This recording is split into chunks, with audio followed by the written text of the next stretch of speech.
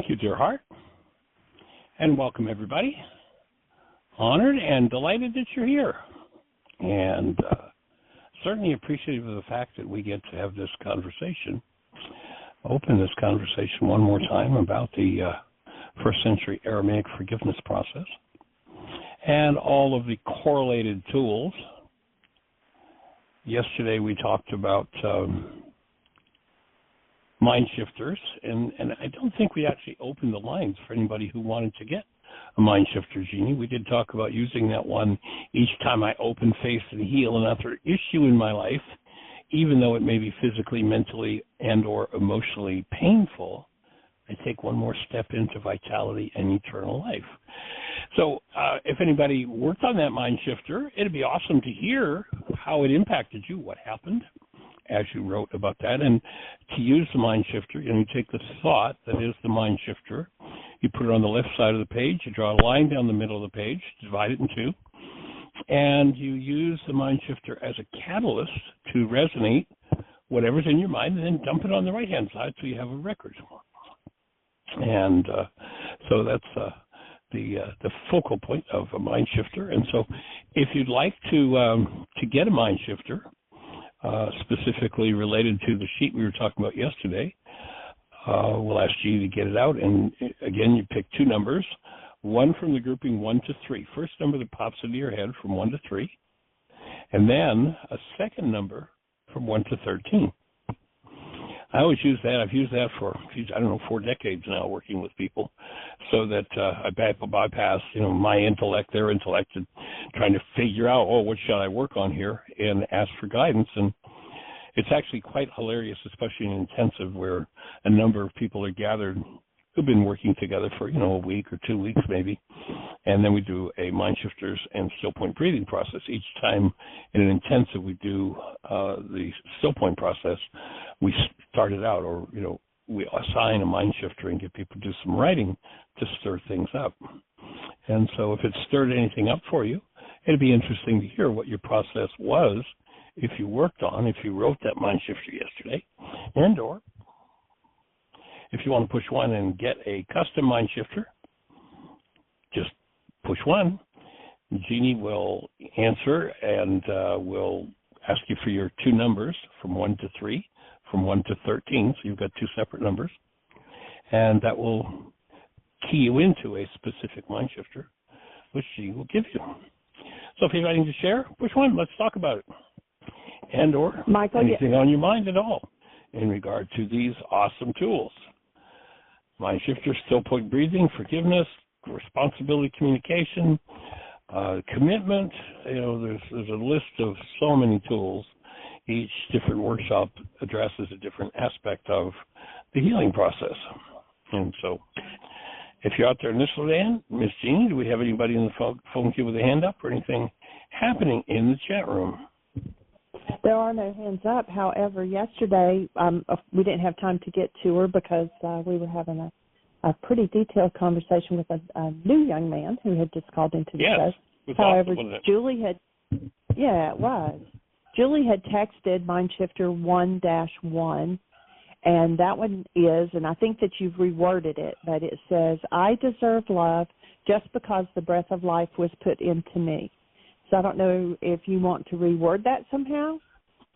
I am love because the breath of life? Yeah. I deserve to experience myself as love, as opposed to, the kinds of conversations we talked about yesterday that replicate what messages we've been given by a power person. So that would be a rewrite of that. Actually, I do need to go in and edit the sheet before we send them out for the workshop this weekend. There are a few edits for me to make there. So if you wrote that MindShifter yesterday, we'll have to let them know that you're resending, because I have already sent the list to the people that had signed up.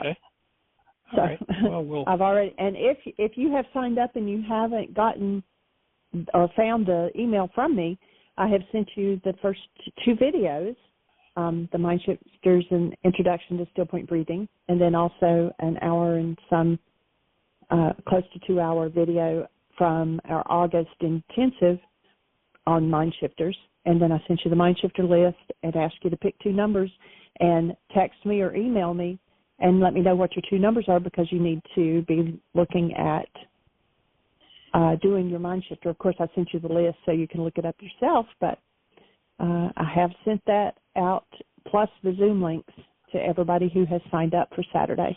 And we might want to mention for those who are listening what we're talking about for Saturday. Okay. Well, we're doing a MindShifters and Stillpoint Breathing Workshop on Saturday. And if anyone would like to join us, it'll actually start at 10 in the morning Eastern Time and go until 5 o'clock. And then it will continue. We'll give people a little bit of an intermission and to keep working on whatever surfaces and such. And then on Wednesday evening, part of the workshop Saturday, we'll do a second session. It'll be question and answers and processing time. So strictly for the people who attend the MindShifters and Stillpoint Breathing Workshop. So if you want to participate in that, you could drop Jeannie a note at JEANIE@WHYagain.org and give her your phone number, and I'll get back to you, and we'll confirm your participation if you want to join us.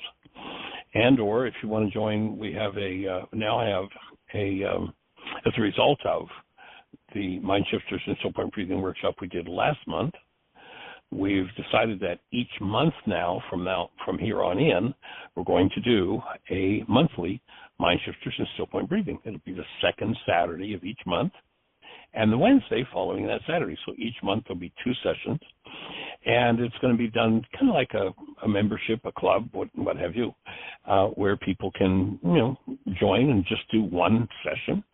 Or you can do a package of 3 months of sessions, and they don't have to be consecutive months. Or you can do a full year membership. And that full year membership doesn't mean you have to do every month for that year.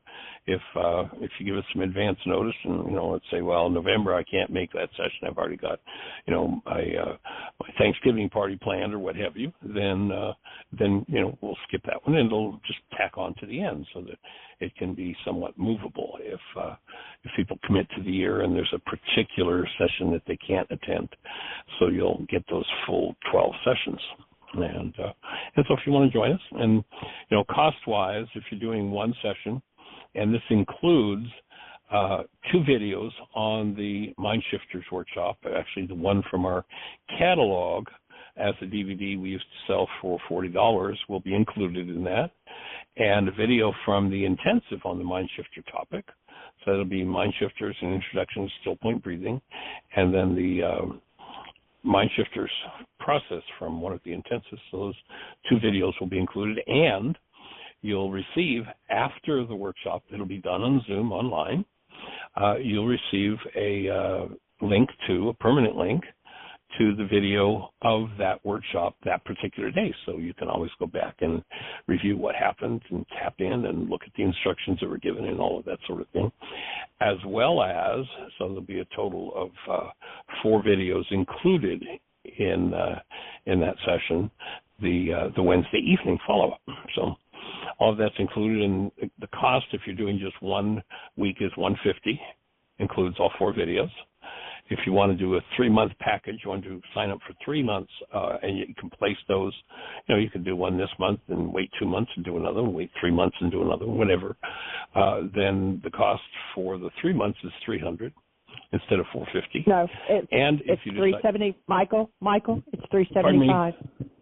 Oh, excuse me. You got me. Pardon me. I don't have the sheet in front of me. And then the yearly membership is $1,200, and if it's paid in advance, then it's $900. So we're going to deduct $300 off of that. So $75 a month for a year, and you're part of an ongoing educational process, particularly geared, although I'm sure that won't be the only thing we'll address, but particularly geared to how to utilize the Stillpoint breathing process and becoming really well acquainted with the MindShifters process. So that'll be a full year educational process if anybody wants to play. Drop Jeannie a note at JEANIE whyagain.org. And or if you've got my number, you're certainly welcome to text me or call me. We'll have a conversation about it and get you set up to come play. Some long-term students of the work are participating, and the things that open up when you get the hem of the garment. We were talking about the hem of the garment principle the other day, working together in a community setting like that toward the same goal. The things that happen are quite monumental, quite profound. So, and Jeannie, the MindShifter that Julie happened to pick yesterday actually fits perfectly with our reading for today, which is from page 123 in the book, Why Is This Happening to Me Again? If you're new to the show, we're working our way through my book a few paragraphs at a time. And if you want to follow along, unfortunately, the book's out of print, but you can go to Amazon or eBay, and they have lots of used copies for sale, usually pretty inexpensively, almost embarrassingly inexpensive. And then we've also, if you want to go to our website, you can download the book free, actually in English and German and Russian and Spanish and Farsi and Danish, and I'm not even sure what other languages. There is a Swedish copy of the book, but the Swedish publisher didn't want to put the book online free, so they wouldn't let us do that. Unfortunately, we've been efforting getting the copyright back. It was supposed to default back to us, and we've been having some difficulties. The company seems to have, that published it originally, seems to have disappeared, and so we've had some challenges in being able to get that, because we'd like to take it and put it online, so it's also available free. In any event, that's kind of a taste of what's happening. And in the book, on page 123, we're about the middle of the page. We've been talking to Richard about love and the direct experience of love. And he's been asking for a definition of love. And I reply to him, I don't have one. But I do know a way to experience it, or what will tell you when love is present. Well, Richard says, what are the signals that tell you love is present? First, the mind that holds the condition of love, in the ancient Aramaic, perfect love, is peaceful and patient in all circumstances. This mind takes responsibility for any disturbance it has, and therefore heals itself quickly and creates a space of healing for others. Additional fruit of the mind of love includes its tenderness, compassion, and gentleness. So when a mind is present, when love is present in a mind, there's going to be that state of serenity. Tenderness, compassion, gentleness. A mind that proclaims it punishes and brandishes fear in the name of love is either deceiving or is a deceived mind. No such fruit possible from love. We hear people talking about, this overwhelmingly powerful being called love that created an insanely threatening place for us to burn and suffer. And that's just part of the fear-based mind's misunderstanding of the original language and the original meaning of the words in the Aramaic scriptures. If you go to the word hell in Aramaic, it's actually the Gehenna, the fiery place. It was basically a dump outside of the city of Jerusalem. I understand that today the Gehenna is actually a place of very high-end condos now. The dump is gone, and it's now valuable property. But, basically it was the fiery place, the Gehenna. It was the garbage dump. It was where, if people didn't have the funding to be properly buried, they took their bodies to the Gehenna to be burned.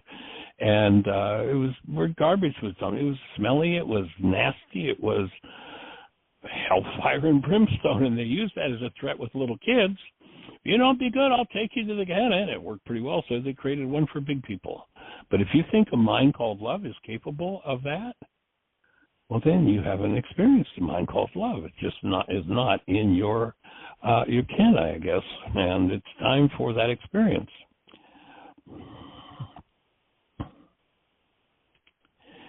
That makes sense out of a lot of senselessness I've seen, Richard sighed. What do you mean when you say you had a way to experience love? We could call this an experiential definition. Love is what you experience after you use the process of true forgiveness. It is what is left when the mind's realities get out of the way. Now, if I tell you that, and you believe it, we'll have another belief system in the world, another belief system that people will fight over and defend. If you use the tools and have a personally experienced, is there anything to fight over? No. Only the insecure who don't know what love is have to force and fight over their BS, their belief systems. Only the insecure need to have everyone believe the same way they do so that their beliefs will not be challenged. Key thought here, an experiential definition of love, what you experience just after true forgiveness. Richard, each of us was created in and as a state of love, and that's such an important thought. You were created in and as a state of love, and we deserve to experience that state 24 hours a day, 7 days a week. If we're not experiencing it, something is out of place. When we withhold love from another, it is we who suffer from the withdrawal of that love. It is we who experience the lack of love. Remember what you knew as a child about the way the world was supposed to operate? My function in the world is to deliver tools to people and point them toward the result possible with the use of the tools. My goal is to inspire you to use the tools and then arrive at your own conclusions about life. Of course, I think when the evidence is in, this work will prove itself correct. But the world does not need another belief system. It needs the experience of love.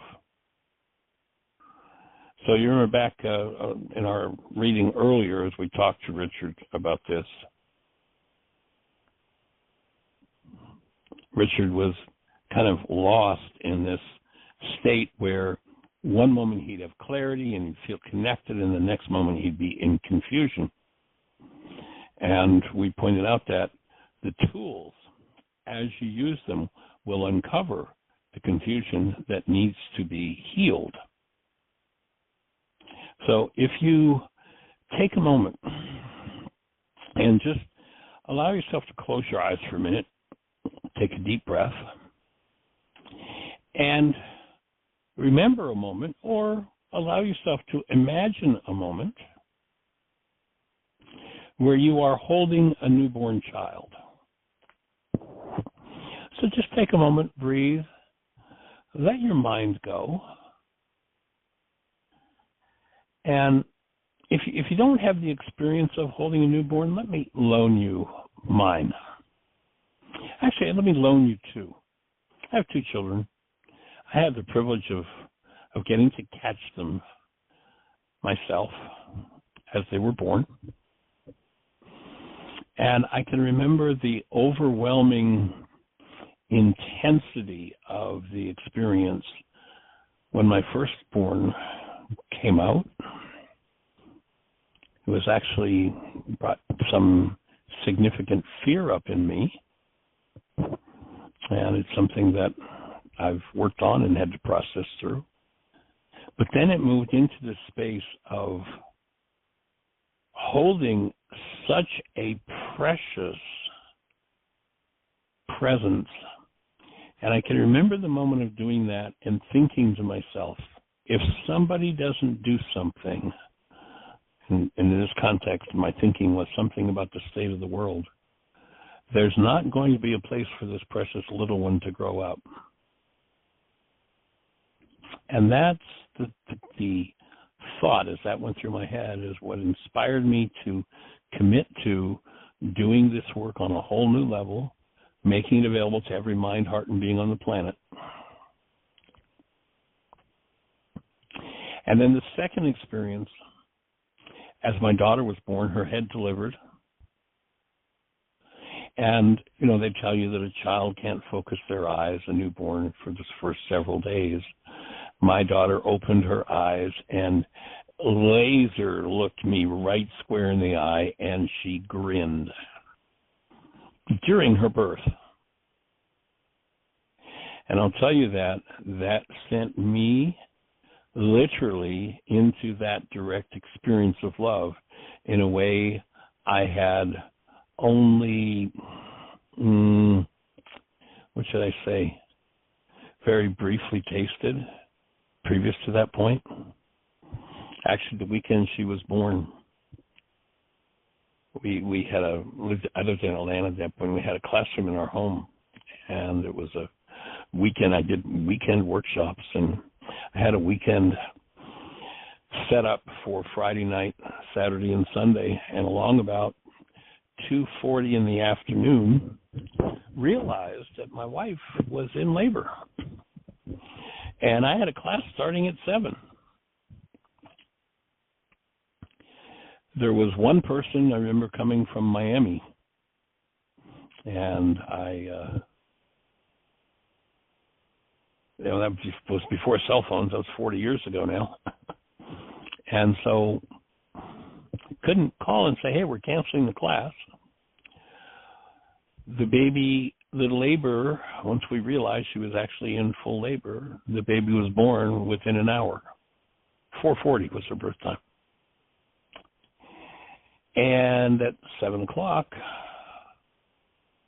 10-pound Krista Joy, we actually hadn't named her until in the process of the birth, and it just became really clear, and she informed us what her name was. So, 4:40 she's born, and 2 hours and 20 minutes later, I've got her on one arm and I'm answering the door as people are coming in to do the class, and they're like, no, she wasn't just born 2.5 hours ago. It's like, yes, she was. And I went down to the classroom, started to teach, and here's the impact that presence of love had on me is I could not think a thought. You've heard me say many times, the real need that we have in healing is to be out of our minds, is to free ourselves from the grip of the perceptual constructs of our minds. Well, I was out of my mind. I could not think a thought with what I called my mind. And the teaching that I did, I actually, after the first few minutes, I don't remember exactly, but the first few minutes of that class, I stopped the class, I excused myself, I went up and got a tape recorder and recorded the rest of it. I lament that I have no idea where that recording is today, but I had to record it because I couldn't think of thought. The only way I've been able to describe what being in that experience, the pure presence of love, and my take is that her being so conscious and the transfer of energy, the resonance between she and I, when she opened her eyes and looked at me, opened that state of love full blown inside of me. And I had no mind. I had no mental function. That's a taste of what love is. And I could start coming up with a list of descriptors, the joy, the excitement, the sweetness, the beauty, endless. So what is love? The experiential definition comes when you go back to the moment where you first held a newborn. Now, in our Why Is This Happening to Me Again workshop, which many of you have been in, you've been there when Jeannie or I asked the question. Take a moment. Have you ever held a newborn? If so, go back and remember holding that newborn once again and tap into the essence of the newborn. Everybody's description of that newborn The words they use to speak about it is some variation on the theme of love. Now, when you go back and remember that, ask yourself the question, is the newborn loving me, or is the newborn love? Pretty much instantly becomes clear that the newborn is not loving, that the newborn is love. And they are such radically different states that we need to clean up our definition of love, because if you think love is something you can do, you'll keep trying to do something you can't do. You can't do love. It's not possible. This is the principle that needs to be clarified, and I think it's one of the most important misunderstandings. You know, if you listen to Vladimir Lenin, here's a man who's responsible probably for more deaths of humans in all of history than any other human. And here's what he said: if you want to destroy a culture, change the meaning of its words. You notice that virtually everyone came into a world as the presence of love, and then they were lied to. They were told that love was something that you did, or that was done to you, or that if you were a good person would be done to you, or that you would get from somebody else, or that you would give to somebody else. And all of that is a fraud. And if you get caught in the fraud, then your mind doesn't know what to do. And the result is confusion. How many times have we heard people in relationships and the whole game for them is about confusion? If you don't get clarity on who you are, if you're not living from who you are, then you're living from some kind of mental construct about love that becomes, oh, God, self-sacrifice, sexual athletics, all kinds of crazy definitions. Now, the really bad news that comes with this is that nobody has ever loved you. Nobody is ever going to love you. You have never loved anyone. And you are never going to love anyone, and God does not love you. All of that is a fraud, period. You are the presence of love. Love isn't something you're going to get from somebody else or that somebody else is going to do to you. Now, notice that what people think they are is really important. Like if somebody thinks of themselves, you get the little kid who starts out as love, and they're told because one day they were 2 and they did something, and somebody looked at them and said, oh, you did that. They didn't do that at all. It happened. The child participated. The child didn't say, I think I'm going to do this terrible bad thing. But the adult standing by told them that they were the kind of person who does terrible bad things. And the child who holds the belief that they are bad will tend to act badly because that's what they think they are. If you don't know who you are, then you will act out of who you think you are. And if you've been told the lies of the world that you're not good enough, you're broken, you'll never be good enough, your sister or your brother is better than you, or the 1,000 lies that come along that form a false identity for us as humans, if you don't ever discover and function as you are, then you will never function as love. You'll function out of your BS. By the way, that's a belief system. If you have a different set of initials for that, if you have a different reality in your mind, notice that, somebody who holds one reality for the initials BS thinks and acts one way. If I say to somebody, you're full of BS, and they think of it in the world's BS terms, they say, well, how dare you say that about me? Whereas if that person knows that what I'm saying is you're functioning out of a belief system, they might be inspired to look into their belief systems and perhaps dismantle or forgive a false belief system. can't function out of who you are if you haven't had the experience of who you are, and you don't know who you are. And you are the created essence of love, period. Most of us came into a family system that as quickly as possible, often in the name of love. I mean, how many have ever heard that? I'm only hitting you because I love you and it hurts me more than it hurts you. I remember being fed that line, and you know, the one who hit me, they weren't crying, they weren't wailing, they weren't in pain. It wasn't hurting them more than it hurt me. It's just such a crock that we've been fed. And it's time to stop eating that crock. And it's time to start knowing the truth. You and I and every human being, yes, even the person who you call the enemy, is literally made of the energy called love. That's their substance. They were made in the image and likeness of a creator called love, and that's who they are. And they won't function out of that until they know that. If they have a mental construct that there's something less, there's something worse, there's something broken, there's something wrong with them, then they'll function as someone worse, broken, and something's wrong with them. Until that idea is confronted, that lie is forgiven.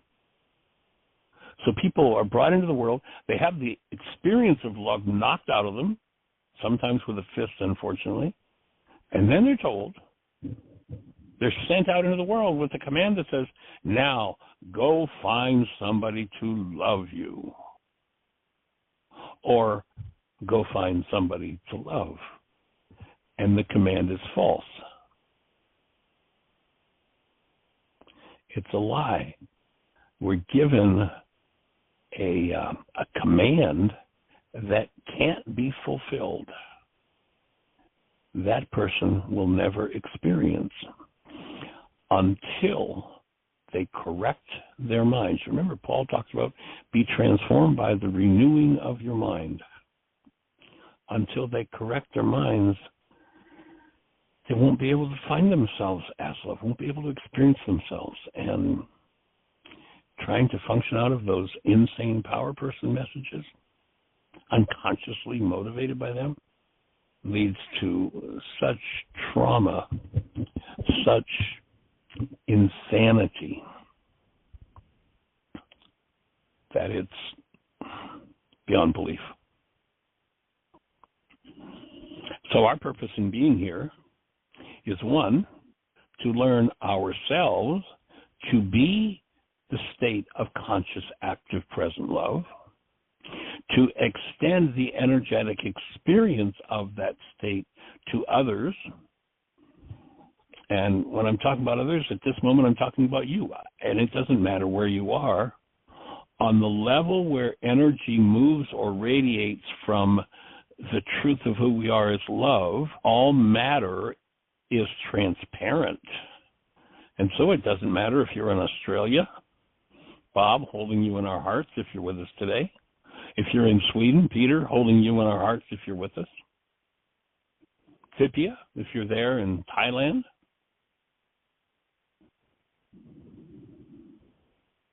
Or if you're just down the block here from us in Bristol, Tennessee, we extend that energetic dynamic, that presence to you.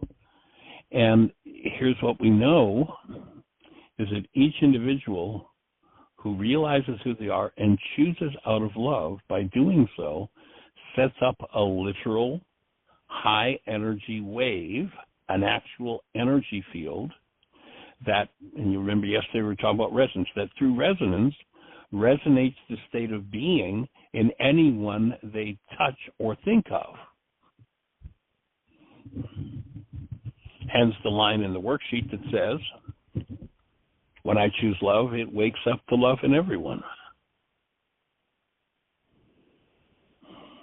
And when you realize that's who you are, you begin to free yourself from the grip of the physiologically planted, reinforced by pain and trauma, ideas about yourself that are false.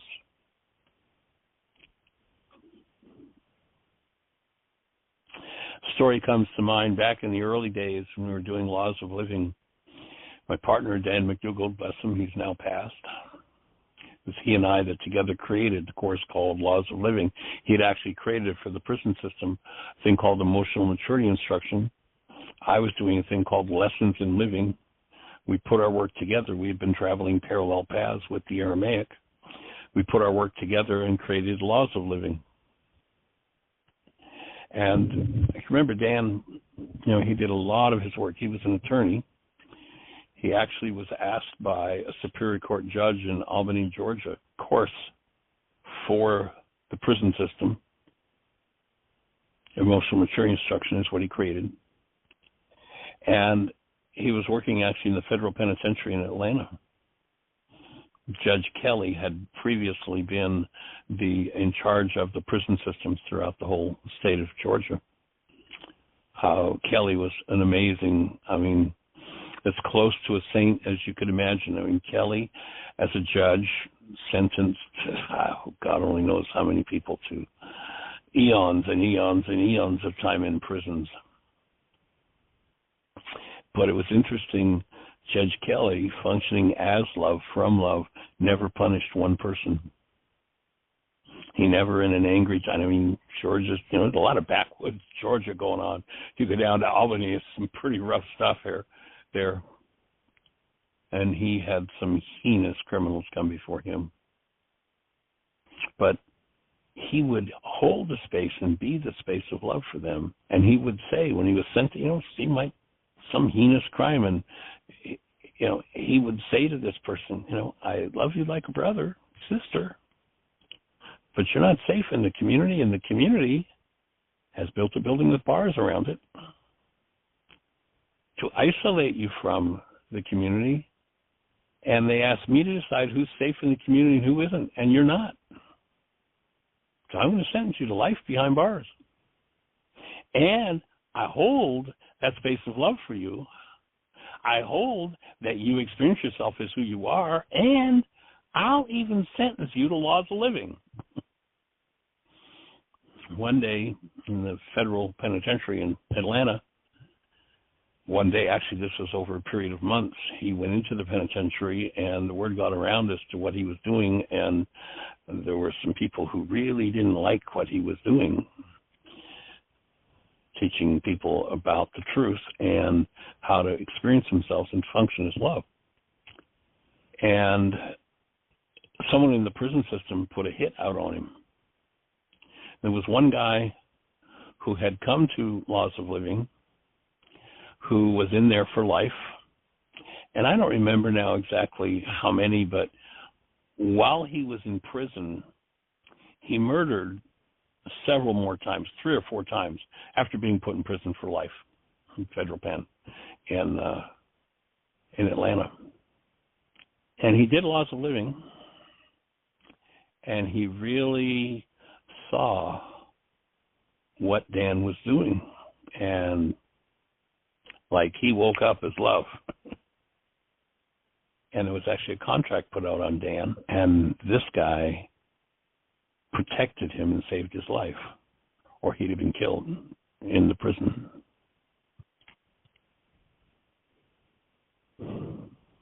The guy who confessed that he just liked to murder people. Literally, that's what put him in the penitentiary in the first place. And as I say, he committed several other murders in the years that he was in there. And I guess, if you're in there for life, what can they do to you? Give you a life sentence? I don't know. But anyway, he became Dan's protector. He stood between he and more than one person who was trying to execute a contract on Dan and kill him. What's possible? The truth is, each and every one of us is the substance and the presence of love if we wake up to who we are. And each one of us that chooses that, by choosing it, wakes up, resonates, sets up an energy field that at least begins the awakening process for love in others, for the truth of who they are.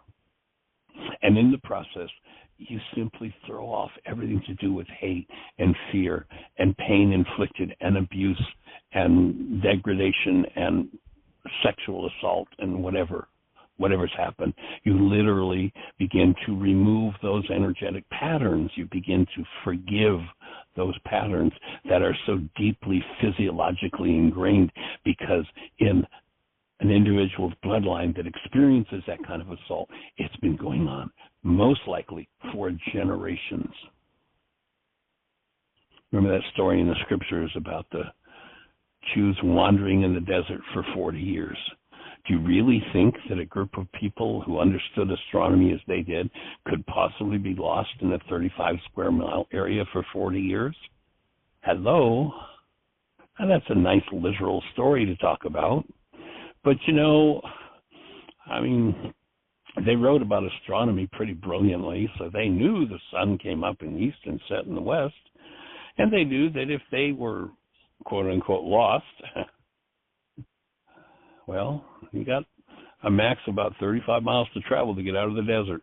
You get up in the morning, you follow the sun. You get up the next morning, you follow the sun. And you follow the sun, and you follow the sun. How long can you be lost going in a straight line for 35 miles? It's a code word for the unconscious. It wasn't about a hot, sandy place. It was people who live their lives in the unconsciousness of who they are and live out of the unconscious. And that word desert is a code word for the unconscious. Lost in the family dynamics, the power person dynamics of 1,000 generations of insanity. If you read that passage, you'll see that moving from the desert to the promised land, one thing had to occur. Do you remember what it was? They said the old generation had to die off. That didn't mean everybody in old physical bodies had to physically die. The root of the word generation is genari. It means cause. All of the causes held, yes, right down into your genes that would present, when resonated, something based in hostility or fear.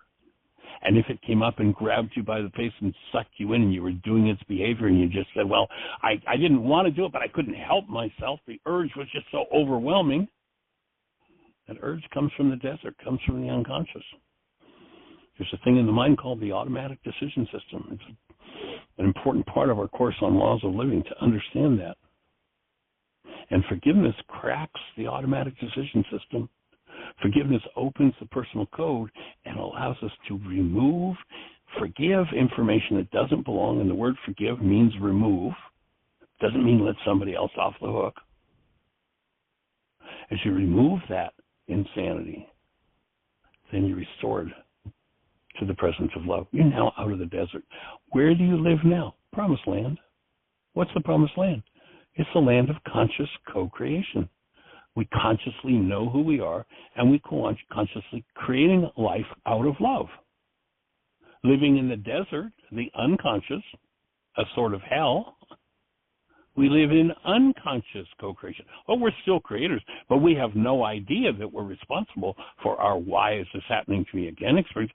Certainly, it must be someone else's fault, and you're here, so it must be your fault.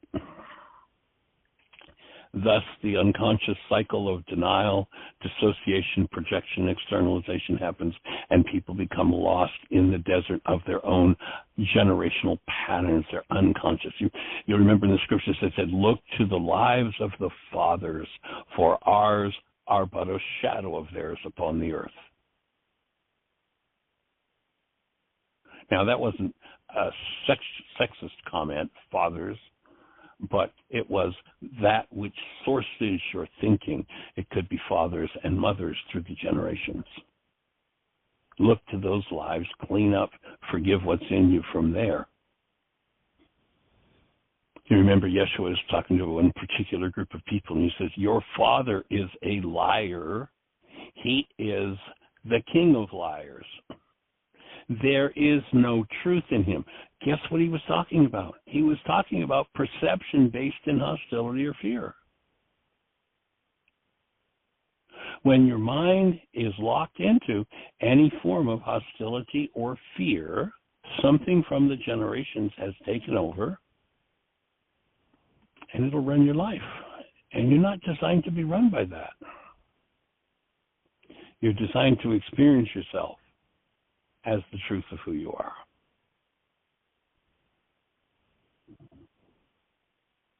And the MindShifter tool is designed to resonate those things that we've dissociated from, that we've locked away in the lockbox of the unconscious, and therefore whenever it steps in and functions, it functions unconsciously. We don't even know what's going on. Somebody says, well, did you hear what you just said? And people say, well, I didn't say that. It's like, excuse me, there were 10 of us, all 10. What did he just say? He said that. No, I didn't say that. Unconscious, triggered words right out of the mouth. And people swear, I never said those words. Oh, excuse me, we've got a recording here. Oh, yeah, I heard the recording, but I didn't say it. It's like, excuse me? That's how the unconscious works.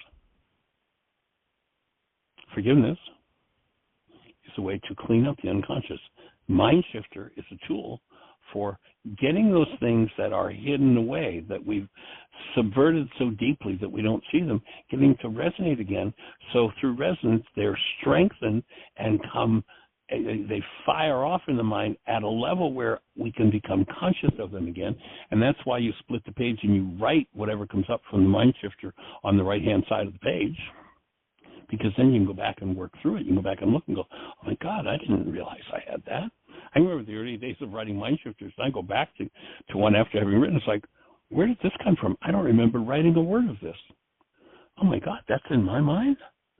Yeah, that's it. It's called the desert. It's called the unconscious. Most people live there at least the first 40 years of their lives. That's why if you're with us today, Mike, that's why I was excited about your call yesterday, that at 25, you're ready for this and rock it and see the truth of it. And we're here to support you 2,000%. And then the stillpoint breathing process, the use of the breath, is the key way to opening the unconscious. You know, when they said the veil of the temple must be rent in twain, they weren't talking about a purple curtain in a church. The veil of the temple is the barrier between the subconscious and the unconscious mind.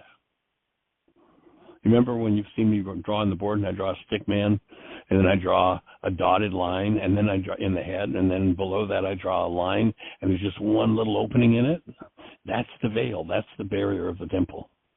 The barrier between the conscious and the subconscious mind it's a fenestrated barrier, but the conscious and subconscious are continuously exchanging places all the time. Rarely does what's in the unconscious pick up. That's why when I draw it just one little opening. Rarely do people consciously, purposely get in touch with what's going on in their unconscious. And that veil, that barrier, they said, had to be torn in two. Again, it's not a purple curtain in a church. That veil between the subconscious and the unconscious is built by holding the breath. And it's broken down by using the stillpoint breath. That's what the stillpoint breath is designed to do. Open the veil and give you contact with what's in the unconscious. And as that vitalization takes place, as you step into community, you touch the hem of the garment of everybody in the community, and everybody's vitalized. Everybody has an easier time of opening that veil and staying conscious and moving through those things that need to be removed.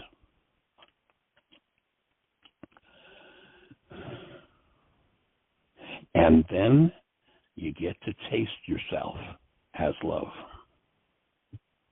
You get to experience yourself as who you are. And everything shifts. Until the next time an unconscious dynamic comes into play. And then you'll get your next forgiveness opportunity. And your next, and your next, and your next.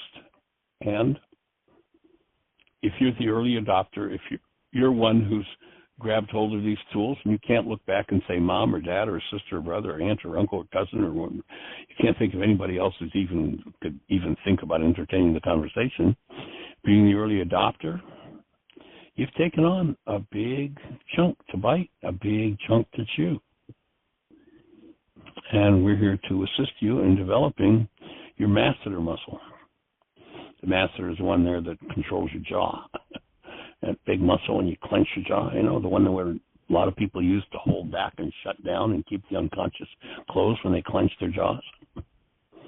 We're here to soften and open that. Breathe through it.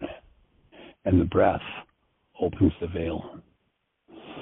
And if you're lucky in the process, You move into stillpoint, and then stillpoint is the place where you've opened that veil and you move energy in high speed, fast forward, removing what never belonged in you or in your bloodline, in your generations.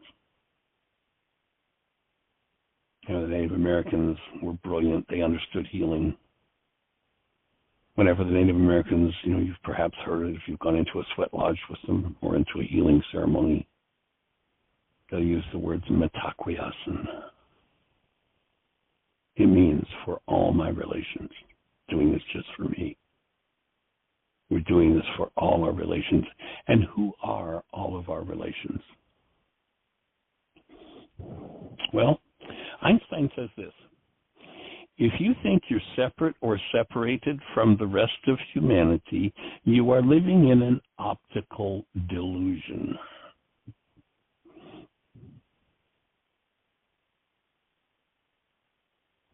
The truth is, there's only one of us. We are cells in what the ancients called the mystical body of Christ.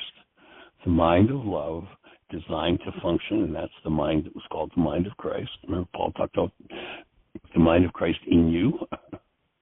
That mind, designed to function through your physiology, opens and changes everything. It's not a religious journey. Christ has nothing to do with religion. The word Christ there, that mind of Christ, is the mind of love in you. Literally, you are, and you have as your birthright, the right and the capacity to live out of the mind of love. That's all. Because it's what you are.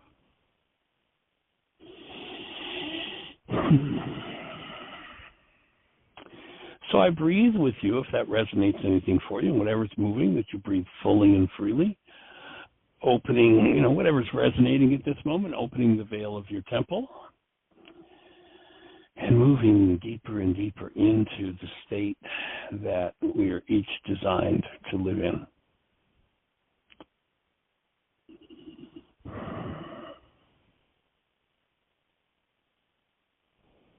I'm just going to invite you to take a couple of deep breaths with me.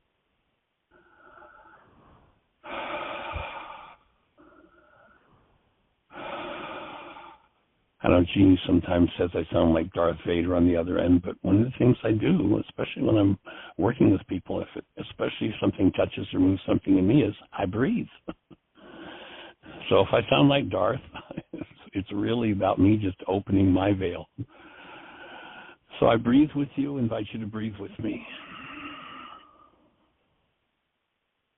Allow yourself to close your eyes and look inside and see the presence of love that is there. Experience the truth about who you are. And if you look with your inner eye, it may show up as a light, literally in each cell. And as you breathe,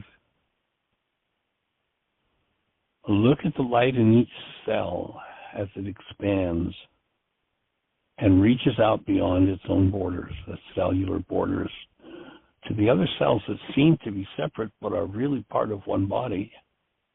When you realize there are trillions of cells that make up what you call your body, there's obviously just one you, but there are trillions of individuated components. In the same way, there are, they're telling us now, about 8 billion people on the planet, each seemingly separate, but not separate, only individuated.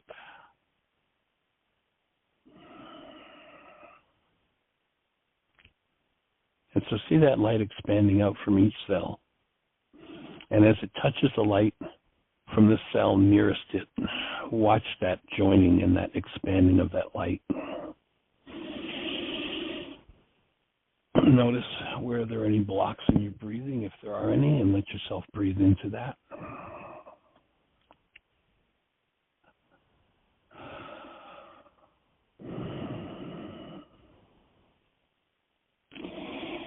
Your physiology is a device designed to incarnate conscious, active, present love. If your generations are filled with rage and guilt and grief and murder and abuse and hostility and rage and criticism and condemnation and fear and victimhood and gossip and slander, guess what you're going to need to do to function out of that love? You're going to need to work through and apply forgiveness to what's stored in your physiology. You have to work through what came from the lives of the fathers. This is not always a pleasant work to do, but it's a necessary work. We're here to support you, assist you in understanding and applying the tools of forgiveness, the tools of the MindShifter, the stillpoint breathing, the commitment, the Power Person worksheet, the responsibility communication tool, each and every one of them. We hold a space of appreciation for each of you. Well, then let's just continue our meditation and our breath.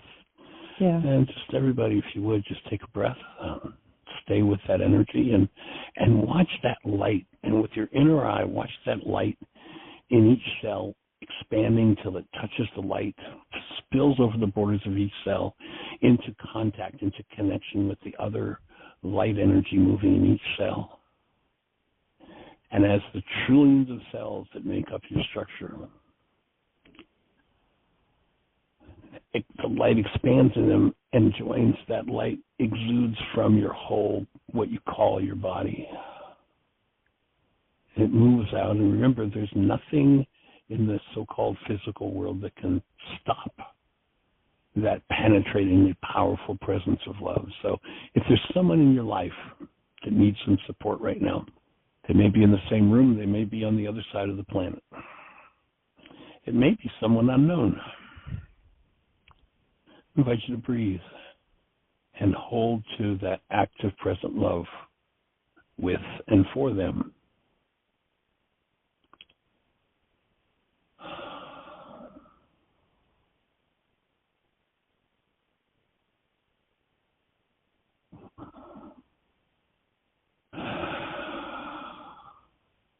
The truth about you is that you are blessed, and you are the actual created essence of the Creator's love, designed to come in and inhabit this world consciously as love and bring those results into your world. And in so doing, you'll be empowered to create the best year yet of your eternal life. It's an awesome gift to give the world. Please go give it away.